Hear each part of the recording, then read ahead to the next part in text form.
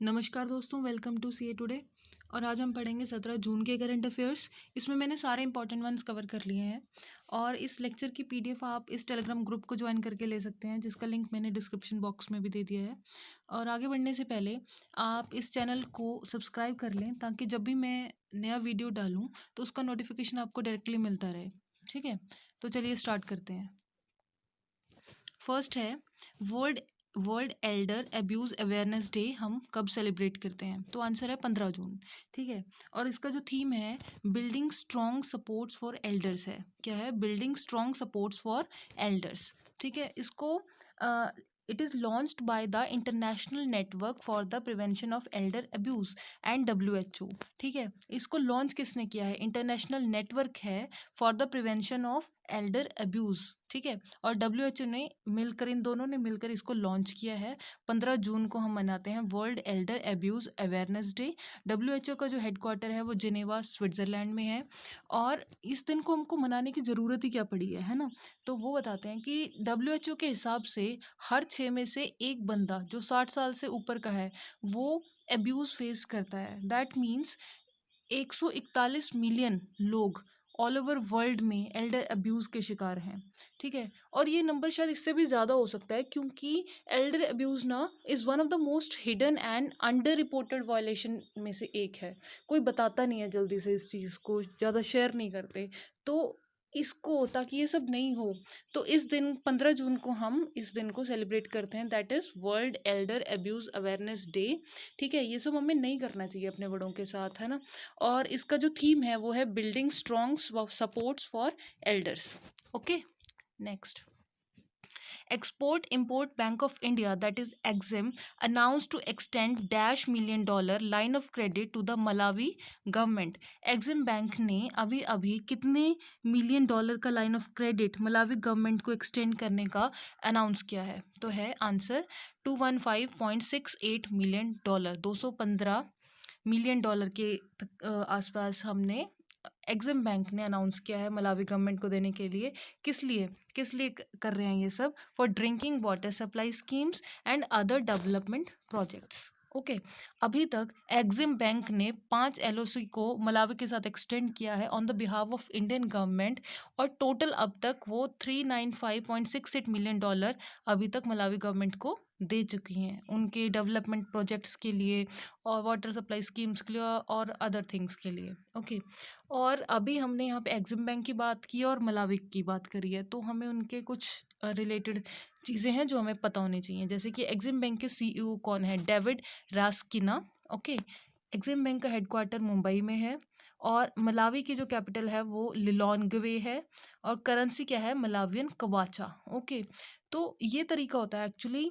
जैसे ये नहीं कि आपने सिर्फ एक MCQ सॉल्व कर लिया, उससे रिलेटेड डिटेल भी हमको सारी पता होनी चाहिए। एक्चुअली आजकल एग्जाम में हो क्या रहा है कि डायरेक्ट क्वेश्चन नहीं पूछते हैं, मतलब डिटेल में अगर आपने किसी चीज़ को पढ़ा होगा तो ही आप उसको सॉल्व कर पाएंगे, अदरवाइज नहीं। ठीक है, तो आपको सारी चीज़ें पता होनी चाहिए।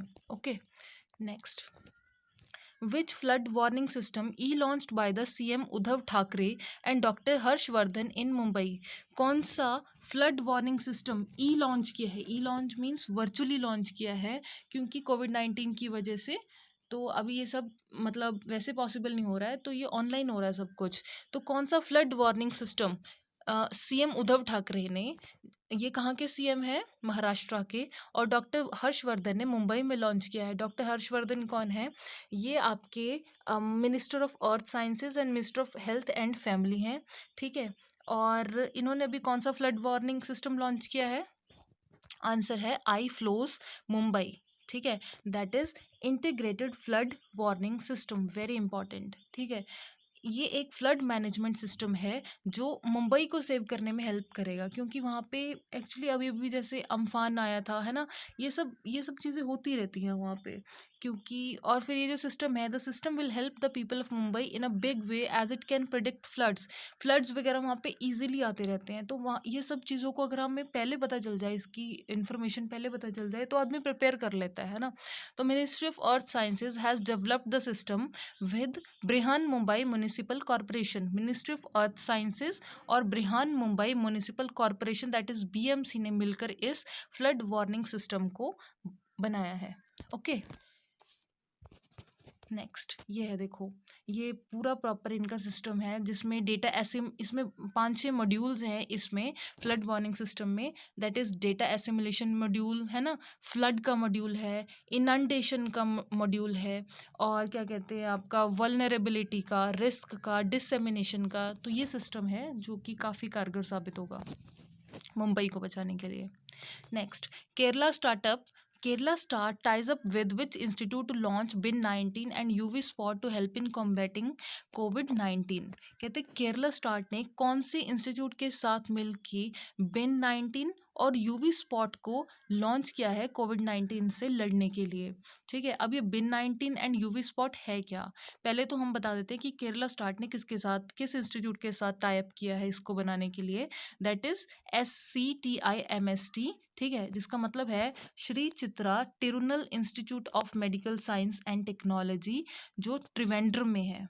ठीक है, तो ये आपको पता चल गया। अब बिन क्या है, बिन एक स्मार्ट बिन है which is used for collecting and disinfecting used face mask. ठीक है, ये देखो ये पिक्चर है, ये बनाया है अभी बिन एंड यूवी स्पॉट। अब बिन का मतलब पता चल गया, एक स्मार्ट बिन है ना, जो इकट्ठा करेगा और डिसइंफेक्ट करेगा जो ऑलरेडी फेस मास्क यूज हो चुके हैं। ओके, और यूवी स्पॉट क्या है, यूवी स्पॉट एक UV light, that is ultraviolet light based disinfection device है। यूवी लाइट से डिसइंफेक्ट करेंगे हम फेस मास्क को। ठीक है, और ये बहुत ब्रॉड रेंज में माइक्रो ऑर्गेनिजम्स को डिसइंफेक्ट कर देता है फेस मास्क से। ठीक है, तो ये बनाया अभी केरला स्टार्ट ने SCTIMST इंस्टीट्यूट के साथ मिलके। Okay, next, which Bollywood actor recently passed away? कौन से बॉलीवुड एक्टर ने अभी अभी सुसाइड किया है बेसिकली? तो आंसर है सुशांत सिंह राजपूत।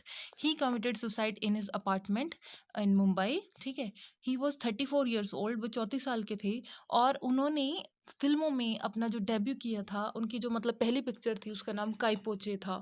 ये बहुत ही अच्छे इंसान थे और सुसाइड कर लिया, सब कुछ था इनके पास, है ना, फेम, सक्सेस, या जो भी मतलब आदमी को चाहिए होता है, पर पता नहीं क्यों इन्होंने वापस से सुसाइड कर लिया। ऐसा नहीं करना चाहिए।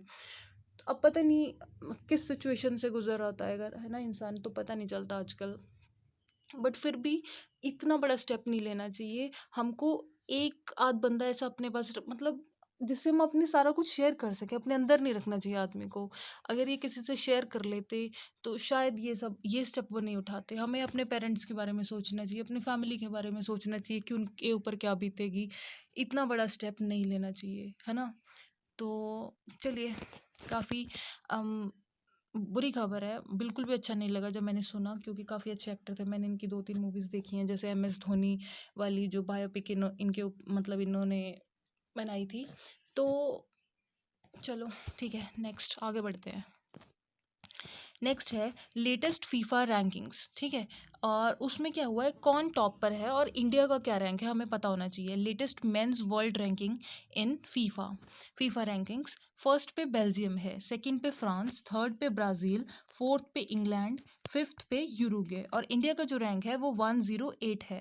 ठीक है, फीफा है क्या, फीफा एक फुटबॉल्स वर्ल्ड गवर्निंग बॉडी है। ठीक है, और इसमें क्या होता है कि the teams of the men's member nations of FIFA football world governing body are ranked based on their game results with the most successful teams being ranked highest. कहते हैं कि ये जो फीफा रैंकिंग्स है, इसमें क्या होता है कि उनके गेम के हिसाब से, उनके गेम रिजल्ट के हिसाब से उनको रैंक किया जाता है, जितने भी मेंबर नेशंस हैं, कंट्रीज़ हैं। ठीक है, तो जो सबसे ज़्यादा सक्सेसफुल टीम होगी उसको ज़्यादा हाईएस्ट रैंक मिलेगा, है ना। सिमिलरली फिर सेकंड, थर्ड, फोर्थ और इस तरह से। बस हमें याद रखना है टॉप पे बेल्जियम है और इंडिया का 108 रैंक है। Next, who is appointed as the new director of SIDBI? ठीक है, सिडबी के नए डायरेक्टर किसको बनाया गया है? आंसर है देवेंद्र कुमार सिंह। इन्होंने राम मोहन मिश्रा को सक्सीड किया है। पहले राम मोहन मिश्रा थे, अब देवेंद्र कुमार सिंह है, which is very important for exam point of view. ठीक है, और अब हमें सिडबी की बात हो रही है, तो सिडबी के बारे में पता होना चाहिए। सिडबी का मतलब है small industrial development bank of India. ठीक है, सिडबी का हेडक्वार्टर लखनऊ में है, और जो सिडबी के चेयरमैन हैं उनका नाम मोहम्मद मुस्तफ़ा है। चेयरमैन मोहम्मद मुस्तफ़ा है, डायरेक्टर अभी देवेंद्र कुमार सिंह को बनाया गया है। ठीक है, next, who will become the 13th जज of the Jammu and Kashmir high court. 13th जज Jammu and Kashmir high court का किसको बनाया गया है, ठीक है। आंसर है जावेद इकबाल वानी, ठीक है।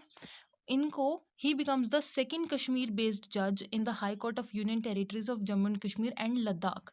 ये कंबाइंड, ठीक है, कंबाइंड हाई कोर्ट के जज वो बने हैं 13th जज of Jammu and Kashmir and Ladakh, ठीक है। Jammu and Kashmir Ladakh chief justice जिनका नाम गीता मित्तल है, उन्होंने इनको शपथ दिलवाई थी। ओके, तो याद क्या रखना है हमको, जावेद इकबाल वानी। Okay, next, which organization has developed a sanitizing chamber named Germi Clean, very important, Germi Clean to sanitize uniforms of security forces। कौन सी ऑर्गेनाइजेशन ने एक सैनिटाइजिंग चैम्बर बनाया है जिसका नाम जर्मी क्लीन है, जो सिक्योरिटी फोर्सेस की जो यूनिफॉर्म्स हैं उनको सैनिटाइज करेगा। तो आंसर DRDO है, that is defence research and development organisation, ठीक है। इसमें क्या होगा कि जो DRDO है उसका हेडक्वार्टर क्या है, दिल्ली, ठीक है। DRDO को चेयरमैन कौन है, जी सतीश रेड्डी, ये हमको पता होना चाहिए। तो क्या कहते हैं, DRDO has developed a sanitising chamber named Germi Klean to sanitise uniforms of security forces, ठीक है। ये पार्लियामेंट स्ट्रीट पुलिस स्टेशन में इस चैम्बर को सेटअप किया गया है। ओके, जर्मी क्लीन और DRDO इंपॉर्टेंट है। Next, India's foreign exchange reserves have surged by how much dollars to cross the half a trillion mark for the first time, ठीक है। इंडियन फॉरेस्ट एक्सचेंज रिजर्व कितने dollar से बढ़ गए हैं, to cross half a trillion mark को क्रॉस कर दिया है, ऐसा पहली बार हुआ है। अब फॉरेन एक्सचेंज रिजर्व होता क्या है, foreign exchange reserves of India consist of cash, ठीक है, कैश होता है, gold, bonds, bank deposits and financial assets, but denominated in foreign currency. Okay, इसलिए तो इसको फॉरेन एक्सचेंज रिजर्व बोलते हैं। ये डिफ़िकल्ट टाइम्स में हम यूज़ करते हैं। तो अभी कितने डॉलर से ये सर्च हुआ है, बढ़ा है, आंसर है $8.22 billion. Okay, the reserves rose to $501.70 billion for the week ended 5th of June, helped by whooping rise in foreign currency assets। Okay, $8.22 billion बढ़ा है India's foreign exchange reserves. Okay, और आपका next है, which country's parliament passes bill to include India's territories of Kalapani, Limpiyadhura and Lipulekh in its new map. किस country की parliament ने एक bill pass कर दिया है जिसमें उन्होंने इंडियन टेरिटरीज जैसे कि कालापानी, लिम्पियाधुरा और लिपू लेक को भी अपने न्यू मैप में इंक्लूड कर लिया है ना। तो आंसर है नेपाल, ठीक है। और नेपाल का अभी जो उनका जो लोअर हाउस ऑफ पार्लियामेंट है, दैट इज प्रतिनिधि सभा, passes a bill to include Indian territories of Kalapani, Limpiadhur and Lepu Lake in Pithoragarh district of Uttarakhand in its new map। मतलब बट इंडिया ने इसको खारिज कर दिया है, हम नहीं मान रहे हैं इस चीज़ को। नेपाल ने तो कर दिया अपने वहाँ पे पास इसको बिल को, बट इधर हमने बिल्कुल रिजेक्ट कर दिया है। अभी हमें पता क्या होना चाहिए, नेपाल के प्रेसिडेंट कौन है, बिंद्या देवी भंडारी। नेपाल के PM KP शर्मा ओली हैं। नेपाल की कैपिटल काठमांडू है और नेपाल की करेंसी नेपालीज रुपी है। Okay, next, government of India has launched which portal for the health care supply chain that provides real time availability of critical supplies. Government of India ने अभी अभी कौन सा पोर्टल लॉन्च किया है for health care supply chain, जो हमें real time availability provide करेगा क्रिटिकल सप्लाईज की, ठीक है। और ये हमने इसके बारे में पहले भी पढ़ा था। आंसर क्या है, आरोग्य पथ। आरोग्य पथ में मैंने लास्ट वीडियो में डिटेल में डिस्कस किया है, अगर आपको ज़्यादा जानना है तो आप वो वीडियो चेकआउट कर सकते हैं। Government of India has launched आरोग्य पथ। ये एक वेब बेस्ड सॉल्यूशन है for the health care supply chain that provides real time availability of critical supplies, ठीक है। इसमें क्या होता है कि मैन्युफैक्चरर को और कस्टमर को और डिलीवरी को, मतलब ये सबको कंबाइन करके, ताकि मतलब इसमें दिक्कत नहीं हो ये सब चीज़ों में। तो ये एक आरोग्य पथ पोर्टल को लॉन्च किया गया है। It is available on CSIR national health care supply chain portal, ठीक है। द पोर्टल आरोग्य पथ was developed in partnership with Sarvodaya infotech. Okay, next, Which state government has decided to adopt the scheme of flattered factory model, which will ensure easy availability of land for industries and in turn generate employment? कौन से state की government ने ये decide किया है कि वो flatted factory model को अडॉप्ट करेंगे, ताकि उनको लैंड भी इजीली अवेल हो जाएगी इंडस्ट्रीज़ के लिए और एम्प्लॉयमेंट भी बढ़ेगा? आंसर है उत्तर प्रदेश गवर्नमेंट ने। ठीक है, इन्होंने क्या किया है, एक अच्छा, अब ये फ्लैटेड फैक्ट्री मॉडल है क्या? अब इसमें क्या होता है कि ये एक an industrial building of more than one story, एक बिल्डिंग है जिसकी एक से ज़्यादा स्टोरी होती हैं, कंस्ट्रक्टेड और कन्वर्टेड फॉर मल्टीपल ऑक्यूपेशन, जो मल्टीपल ऑक्यूपेशन के लिए यूज़ की जाती हैं। The building is subdivided into small units which are used for manufacturing, assembly and associated storage. जो बिल्डिंग है उसको स्मॉल स्मॉल यूनिट्स में डिवाइड कर दिया जाता है और अलग अलग कामों के लिए इस्तेमाल में लाया जाता है, जैसे मैन्युफैक्चरिंग हो गया, स्टोरेज के लिए हो गया, है ना, असेंबल करने के लिए हो गया चीज़ों को। तो इसको बोलते हैं हम फ्लैटेड फैक्ट्री मॉडल। इससे क्या होगा कि स्पेस भी ज़्यादा नहीं लगेगी और एम्प्लॉयमेंट भी बढ़ेगा। ओके ओके, ठीक है। और यूपी के जो सीएम है उनका नाम योगी आदित्यनाथ है, वहाँ के गवर्नर आनंदीबेन पटेल हैं। वहाँ पे कुछ नेशनल पार्क्स हैं फेमस, जैसे कि Dudhwa national park, Kishanpur wild life sanctuary भी है वहाँ पर। Okay, next. Who was appointed as the brand ambassador of Bihar Khadi by the government of Bihar? किसको बिहार खादी का ब्रांड एम्बेसडर बनाया गया है गवर्नमेंट ऑफ बिहार के द्वारा? आंसर है पंकज त्रिपाठी। वो क्या करेंगे, खादी प्रोडक्ट के यूजेज को और खादी पटना खादी मॉल को प्रमोट करेंगे। किसको बनाया है ब्रांड एम्बेसडर? पंकज त्रिपाठी को। और बिहार के सीएम कौन है? नीतीश कुमार। और गवर्नर है Phagu Chauhan. Okay, next. Which is the first country in the world that runs double stack container train in OHE overhead equipment electrified territory on the Western Railway from Palanpur and Botad stations in Gujarat? ये ना कौन सी first, मतलब कौन सा ऐसा पहला country है world के अंदर जिसने डबल स्टैक कंटेनर ट्रेन चलाई है इन इलेक्ट्रिफाइड टेरिटरी में? ठीक है, ऑन द वेस्ट, कहाँ पर? On the western railway from Palanpur and Botad station in Gujarat के अंदर। ओके, तो आंसर है इंडिया। इंडियन रेलवेज ने ये एक बेंचमार्क क्रिएट कर दिया है, एक वर्ल्ड हिस्ट्री बना दी है नई, on the successful running of the first double decker container train. Double decker train तो वैसे काफ़ी थी, बट कंटेनर ट्रेन नहीं थी। ये ऐसा दुनिया में पहली बार हुआ है, इंडिया ने इसको वर्ल्ड हिस्ट्री क्रिएट कर दिया है। ठीक है, okay, next. Which state has become the world largest wheat procurer in the country, recently surpassing Punjab? Answer is Madhya Pradesh. ठीक है, और Madhya Pradesh also produced the highest amount of wheat this year. Madhya Pradesh ने इस साल 30 मिलियन टन वीट प्रोड्यूस भी किया है। और अब मध्य प्रदेश के सीएम कौन है? शिवराज सिंह चौहान। वहाँ के गवर्नर हैं लालजी टंडन, गवर्नर वहाँ के लालजी टंडन है। और नेशनल पार्क कौन कौन से हैं ज़्यादा फेमस? जैसे कि Kanha tiger reserve, Bandhavgarh national park. Okay, next.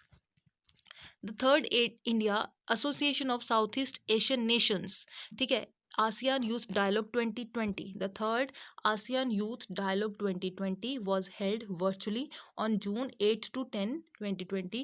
इस बार सब कुछ ना वर्चुअली ही हो रहा है, ठीक है, ऑनलाइन ही हो रहा है कोविड-19 पैंडमिक की वजह से। तो अब हमें बताना है कि third India ASEAN youth dialogue 2020 कब, किस कंट्री ने इसको मतलब किया था, इसकी प्रेसिडेंसी कौन से कंट्री के उसमें थी? ठीक है, which country holds presidency of ASEAN in 2020? Answer है वियतनाम। और जो वियतनाम है उसकी कैपिटल हनोई है और आपकी जो करेंसी है वो डोंग है। Okay, very important. Next, the Petroleum and Natural Gas Ministry has formed 3-member committee to inquire the Assam oil well disaster. Who head the committee या panel? कहते कि पेट्रोलियम और नेचुरल गैस मिनिस्ट्री ने ना 3 member की committee बनाई है, किस लिए?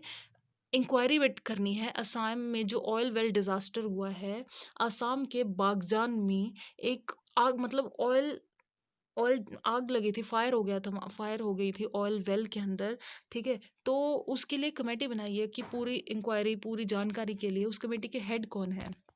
आंसर है SCL दास। और क्या कहते हैं, SCL दास हैं। और पेट्रोलियम मिनिस्टर कौन है? धर्मेंद्र प्रधान। और धर्मेंद्र प्रधान की जो कॉन्स्टिट्यूंसी है वो है दियोगढ़, जो कि उड़ीसा में है। नेक्स्ट, कुछ ऑबिच्युअरीज हैं जिन जिन लोगों का देहांत हो गया था, उनके मैंने नाम इकट्ठे लिख दिए ताकि इजीली याद रह सके। तो वो हैं ए वैद्यनाथन, जो कि प्रोफेसर थे और इकोनॉमिस्ट भी थे और प्लानिंग कमीशन के फॉर्मर मेंबर भी थे, उनका नाम है ए वैद्यनाथन। फिर है अंबास गजन, वो तमिलनाडु के लेजिस्लेटर थे डीएम की पार्टी से। ओके। फिर है वसंत राय जी, ठीक है, वो क्रिकेटर थे। आनंद मोहन जोशी गुलजार देलवी, वो उर्दू पोइट थे। Okay. Okay then, that's it for the day, guys. I hope you like it. Please like, share and subscribe this channel. Thank you so much. Jai Hind.